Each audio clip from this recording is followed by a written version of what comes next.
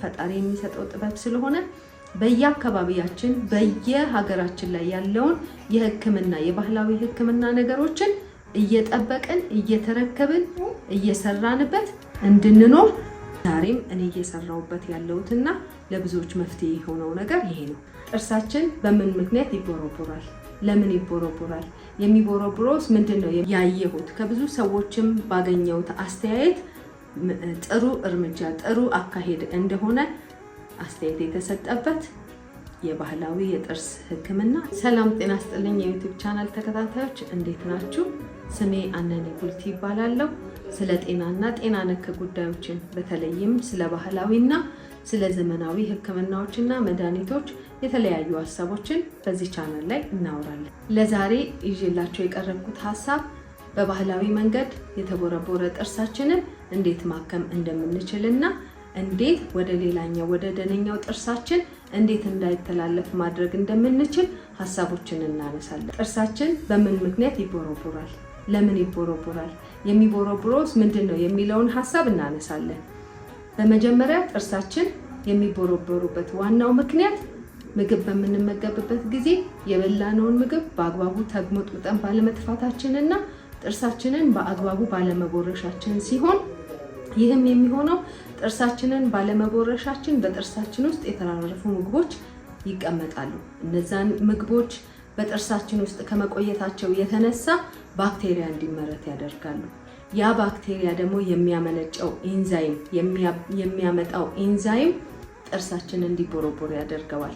ያ ነው ድዳችን በሚቆስልበት ጊዜ ድዳችን በሚታመምበት ጊዜ ህመም ተሰማን ጥርሳችን ላይ ብለን የምንናገረው በዛ ጊዜ ነው።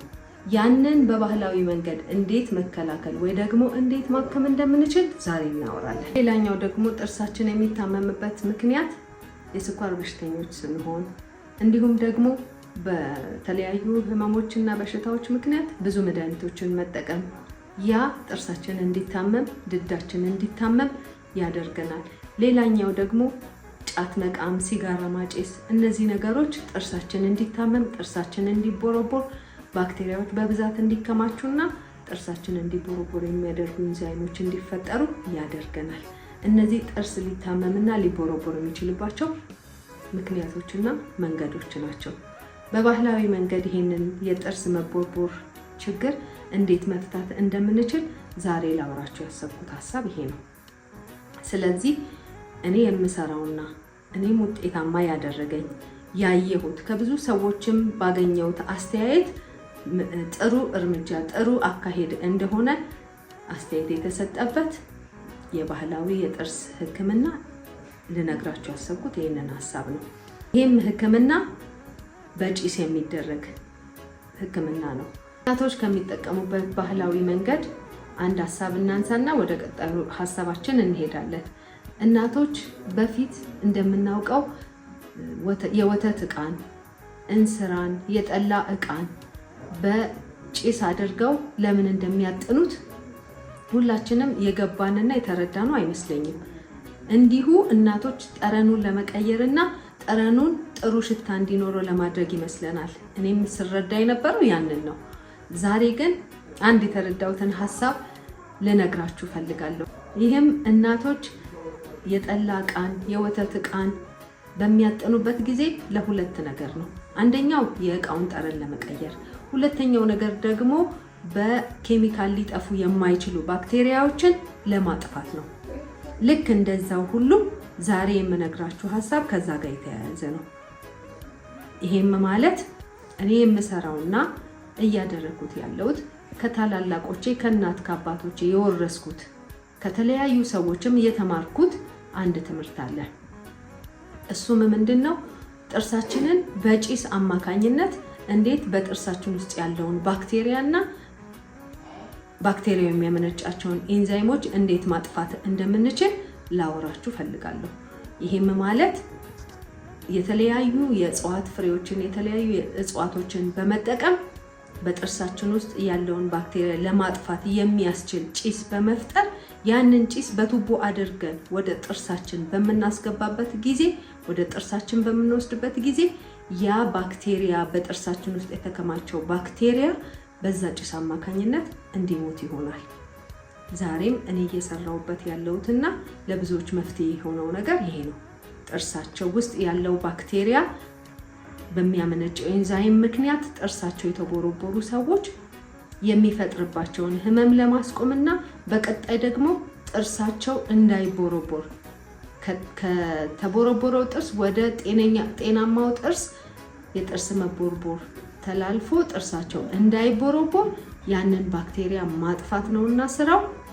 በዛ ጭስ አማካኝነት በሰዎች ጥርስ ውስጥ ያለ ባክቴሪያ ያጠፋል ማለት ነው። እንደነገርኳችሁ በጭስ አማካኝነት በአፋችን ውስጥ ያለውን ባክቴሪያ እንዴት ማጥፋት እንደምንችል ላወራችሁ ነው። ይህም የተለያዩ እጽዋቶችን በመጠቀምና እነዛን እጽዋቶች እንዲጨሱና ያ የሚጨሰው ጭስ በቱቦ አማካኝነት ወደ ጥርሳችን በመግባት ወደ ጥርሳችን እንዲገባም በማድረግ እንዴት አድርገን ባክቴሪያ እንደምንከላከል ይህንን የሚያስረዳ ነው። እኔም የምሰራውና ውጤታማ ያደረገኝ ብዬ ያልኳችሁ ስራ ይሄ ነው።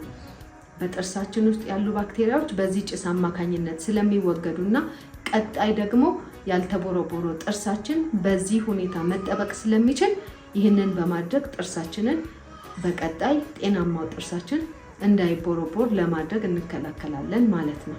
እንግዲህ ይህ ስራ ጥንት አባቶቻችን ሲጠቀሙበት የነበረ ስራ እንደመሆኑ መጠን ነገር ግን ብዙ ሰዎች ይህንን ባህል ተረክበውና ይህንን ባህል ተቀብለው እየሰሩበት እንዳልሆነ ከብዙ ሰዎች ለመረዳት ሞክሬያለሁ።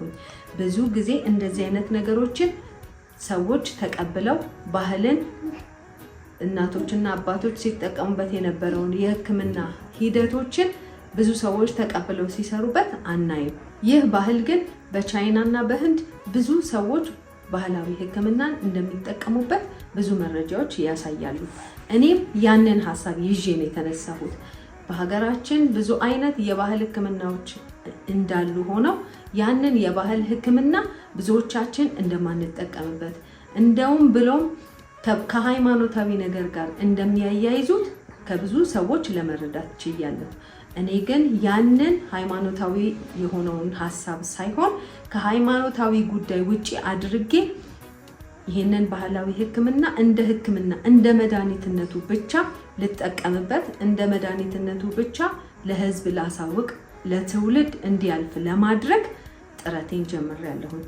ይሄ ስራ እንደነገርኳችሁ ፈጣሪ የሚሰጠው ጥበብ ስለሆነ በየአካባቢያችን በየሀገራችን ላይ ያለውን የህክምና የባህላዊ ህክምና ነገሮችን እየጠበቅን እየተረከብን እየሰራንበት እንድንኖር ደግሞም በሀገራችን ላይ እንዲታወቅና ብዙ ሰዎችም እንዲጠቀሙበት ለማድረግ ብንጥር ጥሩ ነው ብዬ እንግዲህ እኔም እንደዚህ አይነት ባህላዊ ህክምናዎችን እያጠናሁኝና በየአቅጣጫው በየቦታው እየሄድኩኝ እየተከታተልኩኝ ወደ እናንተ ለማቅረብና ይሄንን ነገር ደግሞ እንድንጠቀምበት ለማድረግ ሐሳቡን ይዤ ተነስቻለሁ።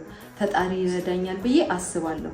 እናንተም እንግዲህ ስራውን ላይክ፣ ሼር፣ ሰብስክራይብ በማድረግ እንድትደግፉኝና ኮሜንት በማድረግ ሐሳባችሁን እንድትገልጹልኝ በትህትና ጠይቃለሁ።